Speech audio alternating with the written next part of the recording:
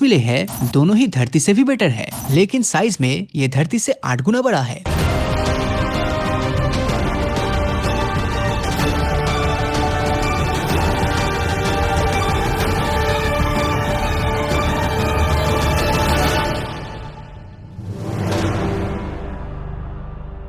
हमारे solar system में ही एक ऐसा प्लैनेट मौजूद है जिस पर रहने की कंडीशन धरती से भी बेटर है, पर इसके बावजूद कोई इसको नोटिस तक नहीं कर रहा। इसका नाम है कैलिस्टो, जो कि जुपिटर का सेकंड लार्जेस्ट मून है। और इस इमेज के अंदर आप जिस व्हाइट चीज को देख रहे हो वो असल में कैलिस्टो पर मौजूद बर्फ ही है। शुरुआत में तो इसे सोलर सिस्टम की एक डेड इनएक्टिव रॉकी बॉडी घोषित किया गया था, पर 1990s में साबित हो गया कि कैलिस्टो की आइसी सरफेस के नीचे पूरा का पूरा समुद्र है, जिसका इस्तेमाल जल्दी रॉकेट प्रोपेलेंट्स बनाने के लिए किया जाने वाला है। एस्ट्रोनॉमर्स ने कैलिस्टो के ऊपर एक एटमॉस्फेयर को भी डिटेक्ट किया है और उनका अंदाजा है कि अगर जुपिटर से आ रही रेडिएशन को रोक दिया जाए तो इंसान जुपिटर की इस चांद पर बहुत ही आसानी से सांस भी ले पाएगा। हमारी करंट अंडरस्टैंडिंग के हिसाब से देखें तो फिलहाल धरती ही यूनिवर्स का इकलौता ऐसा प्लेनेट है जहाँ पर लाइफ एग्जिस्ट करती है, लेकिन पिछले समय साइंटिस्ट ने यूनिवर्स के अंदर कुछ ऐसे हैबिटेबल प्लैनेट्स खोज निकाले जो न सिर्फ सभी मायनों में हमारी धरती से बेटर है, बल्कि इन पर जाने के बाद आपको बिल्कुल किसी सुपर ह्यूमन वाली फीलिंग आएगी।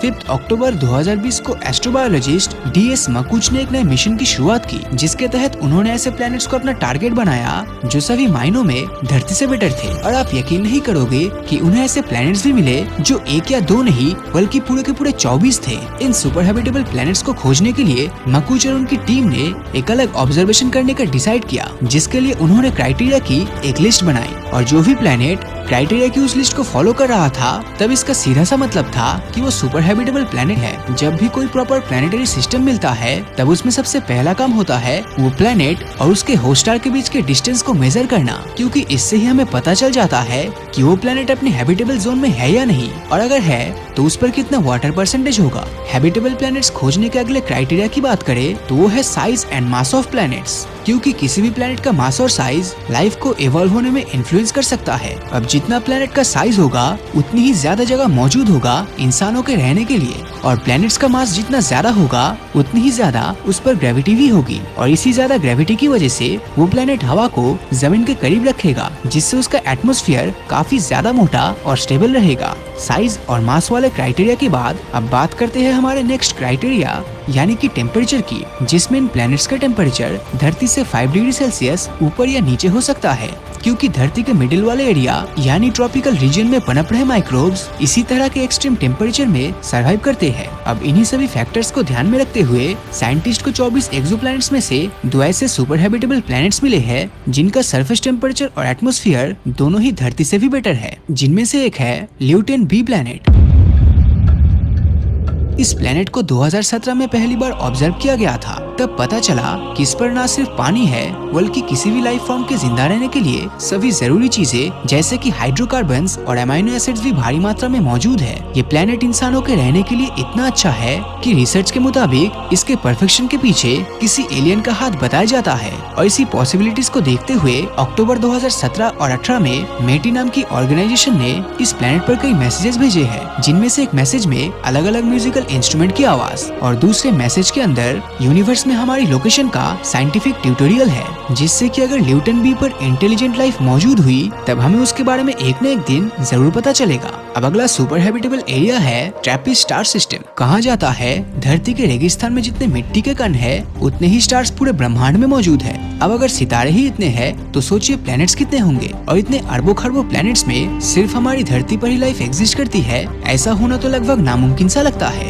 हमारी धरती से करीब 39 लाइट ईयर दूर एक ऐसा स्टार सिस्टम मौजूद है जहाँ एक या दो नहीं बल्कि पूरे 7 धरती जैसे प्लैनेट्स अपने स्टार का चक्कर लगा रहा है, और इनमें से 3 प्लैनेट्स अपने हैबिटेबल जोन में ऑर्बिट कर रहा है। ट्रैपिस्ट 1 नाम की स्टार सिस्टम की डिस्कवरी पहली बार साल 2017 में की गई थी। इसके प्लैनेट्स धरती से भी ज्यादा पुराने हैं, मतलब कि इन प्लैनेट्स पर जो लाइफ होगी वो धरती के पूरी तरह फॉर्म होने से पहले लगभग 3 बिलियन साल तक ऑलरेडी डेवलप कर गई होगी। अब ये सभी प्लैनेट्स बृहस्पति ग्रह के साइज जितने एक टाइनी रेड स्टार का चक्कर लगा रहा है, और ये स्टार हमारे सूरज के कंपैरिजन में काफी ठंडा है। ये प्लैनेट अपनी ऑर्बिट पर टाइडली लॉक्ड भी है, मतलब कि इनकी एक साइड स्टार को फेस करते हुए हमेशा हमेशा गर्म रहता है और दूसरी साइड बिल्कुल उसका उल्टा यानी कि ठंडा रहता है और ये खुद अपने एक्सिस पर चक्कर नहीं लगाती। अगर ये सभी कंडीशंस परफेक्ट रही तब ठंड और गर्मी वाले रीजन के बीच में एक ऐसी पतली सी स्ट्रिप एरिया होगी जहाँ जीवन आराम से पनप सके। वैसे ट्रैपिस्ट सोलर सिस्टम में प्लैनेट्स एक दूसरे के इतने ज्यादा करीब है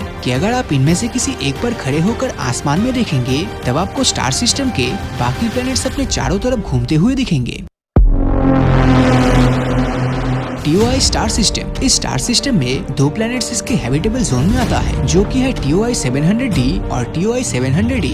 ये दोनों ही एक्सोप्लैनेट का मास हमारी धरती जैसा ही है। जहाँ TOI 700d 28 दिन में अपने सूरज का चक्कर लगाता है तो वहीं पर TOI 700d 37 दिन में, और दोनों ही धरती के साइज के लगभग बराबर है। अगर इन दोनों प्लैनेट पर ही एक तरह का एटमॉस्फेयर हुआ तब इनका तापमान हमारी धरती से भी ज्यादा होगा, जो इनकी हैबिटेबिलिटी के लिए एक गेम चेंजर है। साइंटिस्ट ने पाया कि TOI 700d पर बहुत से प्लैनेट्स मौजूद है और अगर किसी दिन हम यहाँ पर पहुँच गए तब वो लाइफ फॉर्मिंग प्लैनेट्स हमारी धरती के जैसा ही होगा। लेकिन क्या ऐसा थियोरेटिकली पॉसिबल है कि दूसरे प्लैनेट्स पर धरती जैसा ही लाइफ फॉर्म मौजूद हो? वेल, एवोल्यूशन एक ऐसी चीज है जिसे ग्रेविटी की तरह ही नेचर का यूनिवर्सल लॉ माना गया है, यानी वो नियम जो ब्रह्मांड के हर जगह काम करता है। इस प्रोसेस में एक दूसरे से रिलेट करने वाली स्पीसीज एक जैसे प्राकृतिक मुश्किलों का सामना करते हुए इवॉल्व हो जाता है, क्योंकि किसी भी एलियन प्लैनेट पर लाइफ का स्टार्टिंग पॉइंट काफी सिंपल रहता है। जो सुपर हैबिटेबल प्लैनेट्स होंगे वो काफी पुराने होंगे, साथ ही उसका साइज काफी बड़ा, टेम्परेचर वार्म और धरती के मुकाबले वहाँ ज्यादा नमी होगी।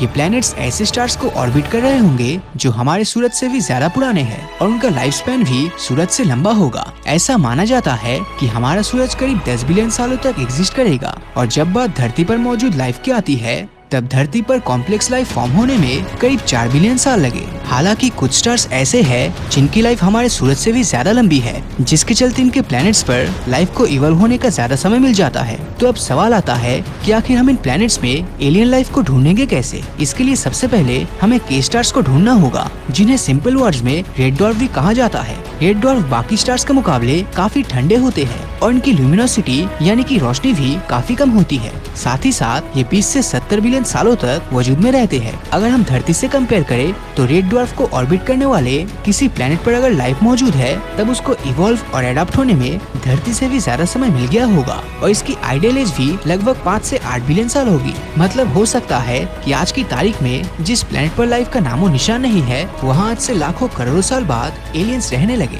और शायद तब तक हम इंसानों का अस्तित्व ही इस यूनिवर्स से गायब हो जाए। इसी के चलते हमारे लिए एलियन लाइफ को ढूंढ पाना बहुत ही मुश्किल है। फ्लाइट 399 लैंडिंग की परमिशन दीजिए। धनराज सिंह? तू? हाँ धन्नो, मैं Nikhil. Xavier's 2011 batch. Nikhil, fuel. KOI planets. इन दो प्लैनेट्स का नाम है KOI 5715.01 और KOI 5554.01। अब ये दोनों ही लाइफ के एवोल्यूशन के लिए बिल्कुल परफेक्ट है। पहले प्लैनेट KOI 5715.01 का सरफेस टेम्परेचर धरती के मुकाबले सिर्फ 2.4 डिग्री सेल्सियस ही कम है, लेकिन साइज में ये धरती से 8 गुना बड़ा है, जिसका मतलब इसका लैंड सरफेस एरिया और ग्रेविटी धरती से काफी ज्यादा होगी। अब अगर पानी की बात की जाए तो इसके खुद के सूरज और प्लैनेट्स के बीच की दूरी के अकॉर्डिंग यहाँ बहुत सारा पानी मौजूद तो जरूर होना चाहिए। दूसरे प्लैनेट का टेम्परेचर 27 डिग्री सेल्सियस है, जो आपको एसी में रहने जैसा फीलिंग देगा। तो इससे एक बात तो क्लियर है कि कंफर्ट के मामले में ये प्लैनेट हमारे लिए परफेक्ट है। अब यहाँ जमीन के टेक्टोनिक प्लेट्स की हलचल की वजह से नाइट्रोजन साइकिल कंटिन्यूअसली चलती रहती है। अब आप बोलोगे कि नाइट्रोजन से लाइफ फॉर्म थोड़ी ना होगा, बिकॉज हम में से ज्यादातर लोगों को लगता है कि धरती पर ऑक्सीजन ज्यादा होना मोस्ट इम्पोर्टेंट है, पर सच तो ये है कि धरती पर सबसे ज्यादा नाइट्रोजन है। यहाँ तक हवा में भी 78% सिर्फ नाइट्रोजन ही है और यही नाइट्रोजन प्रोटीन और डीएनए जैसे केमिकल फॉर्म में कन्वर्ट होती है, जो हम इंसानों के रहने के लिए आइडियल सिचुएशन पैदा करती है। टी गार्डन भी, इसको सुपर अर्थ भी कहा जाता है। ये अब तक खोजा गया मोस्ट अर्थ लाइक प्लैनेट्स है और अगर इसका एटमॉस्फेयर बहुत हद तक धरती जैसा हुआ तब इसका सरफेस टेम्परेचर भी करीब 28 डिग्री सेल्सियस जितना ही होगा। मतलब कि हम इंसानों के रहने के लायक है और इस प्लैनेट का सूरज भी हमसे सिर्फ 12.4 लाइट ईयर दूर है। धरती से 1800 लाइट ईयर दूर सिग्नस कॉन्स्टेलेशन में स्थित एक ऐसा ही एक्सोप्लैनेट है केपलर 452b। ये एक्सोप्लैनेट 385 दिनों में अपने स्टार को एक बार रिवॉल्व करता है और इसका एवरेज टेम्परेचर करीब करीब 1.6 डिग्री सेल्सियस है। साइंटिस्ट का मानना है कि इसकी सरफेस पर लिक्विड वाटर एग्जिस्ट करता है और शायद यहाँ पर हम जैसे जिंदा जीव रह रहे होंगे, पर इसकी ग्रेविटी शायद हमारे इस सपने को तोड़ दे। केपलर 452b धरती से 60% ज्यादा मैसिव है, जिसके कारण इसकी ग्रेविटी काफी ज्यादा है। अब इतनी हाई ग्रेविटी में जीवों का जमीन पर रह पाना तो बिल्कुल भी पॉसिबल नहीं लगता, लेकिन इसके एटमॉस्फेयर की हाई डेंसिटी को देखते हुए पॉसिबिलिटीज है कि यहाँ हवा में उड़ने वाले जीवों की भरमार हो। आर्टिफिशियल इंटेलिजेंस के द्वारा प्रोड्यूस की गई सिमुलेशन की माने तो वहाँ हवा में उड़ने वाली विशाल स्टिंग्रेज हो सकती है और बैलून की साइज के बीटल्स भी हो सकते हैं। अगर हम इंसान इस एक्सोप्लैनेट पर जाते हैं तो शायद वहाँ पर हम सस्टेन न कर पाए, क्योंकि इसकी एक्स्ट्रा ग्रेविटी के कारण हमारी हार्ट बीट डबल स्पीड से चलेगी। हार्ट पर ज्यादा स्ट्रेस पड़ने के कारण ब्लड प्रेशर भी ऑलमोस्ट डबल हो जाएगा और स्ट्रोक के आने का खतरा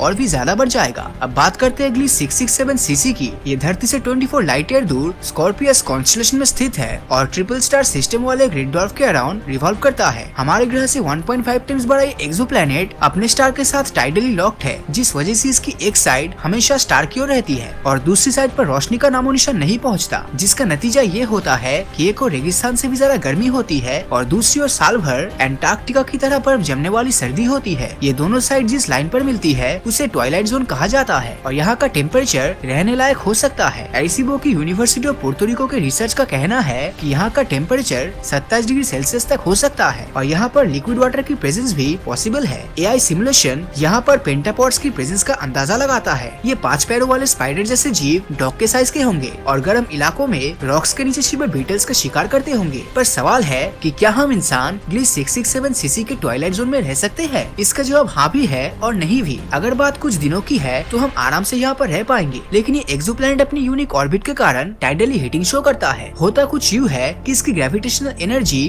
थर्मल एनर्जी में कन्वर्ट हो जाती है। इससे प्लैनेट